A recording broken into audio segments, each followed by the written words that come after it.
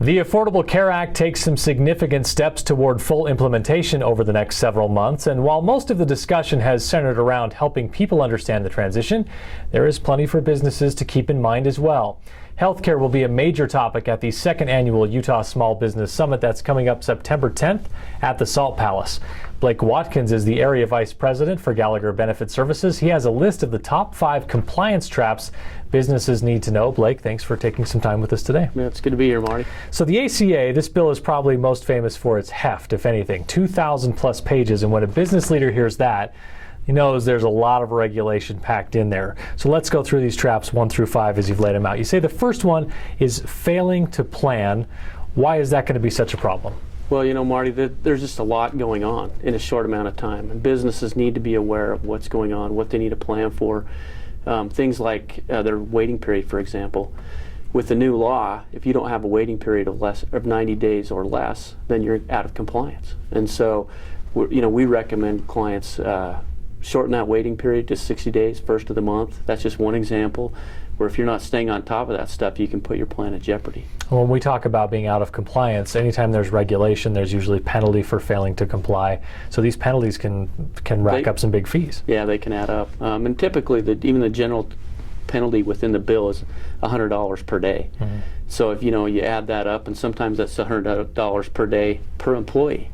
And you add that up, it gets pretty pricey. Yeah, it can get to be real money before too long. The second thing on the list, you say number 2, new exchange notices. What do you mean by notices? So this is a big deal for all employers. I mean, most people think about their health plan if they have one. Mm-hmm. But what if you don't have one? There's still some requirements for employers to let people know about the new exchanges that are coming out, or marketplaces as they've also been termed. So as an employer, even if you don't have a health plan, you have to go and send out a notice to all your employees. And there's certain ways you have to do it and time frames you have to meet to get it done. If not, penalties apply. All right, number 3, you say overlooking controlled groups. What do you mean by controlled groups?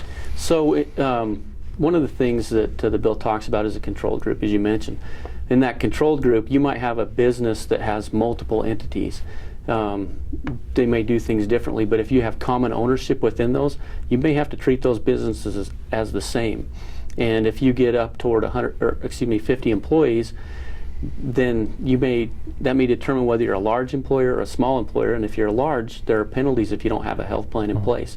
The other thing is non-discrimination. So if you're using one plan or setting up one plan under one entity to treat people differently than a different plan, you can't do that anymore. So you need to make sure that if there is common ownership or a controlled group, that you're doing that properly. Number 4 on the list, info for IRS reporting. We all know the IRS is going to play a more significant role in healthcare. So what is the information you need, and how difficult is this going to be to navigate?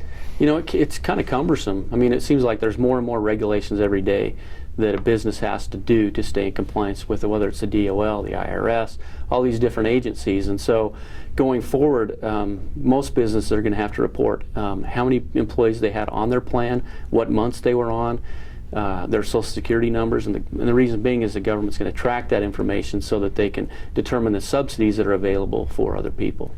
Number 5 on the list, overlooking notices and requirements. This is just more of the same regulatory burden then. Well, it's just, and there's some pitfalls there if people aren't careful. There's things that now need to be sent out, an SBC, which is summaries of benefits and coverage, that need to be delivered to all employees. Things like your COBRA documents, they now have to be amended because of the other notice I talked about earlier. And even an ERISA wrap document. If you haven't had one in the past, now's the time you need to be thinking about that or talking about how you get that done. Someone who hasn't dealt with a lot of regulation and then has to would find it to be cumbersome, burdensome. You're a compliance guy, and so you've dealt with regulation and you've advised businesses in this area. In your opinion, has this overall shift with the Affordable Care Act made things more or less complicated? Is it complicated just because it's a change and it will even out, or is it just more complicated? I think it's more complicated, and that's why it's, I think people need to be working with somebody that's a trusted advisor and can, help them through that new regulation world. Excellent. Blake Watkins of Gallagher Benefit Services. Blake, thanks for taking some time with us today. Yeah, you bet. Blake will be a presenter at the second annual Utah Small Business Summit this year with an emphasis on healthcare. That's coming up September 10th at the Salt Palace. You can register by clicking the information below or by visiting our website at slchamber.com.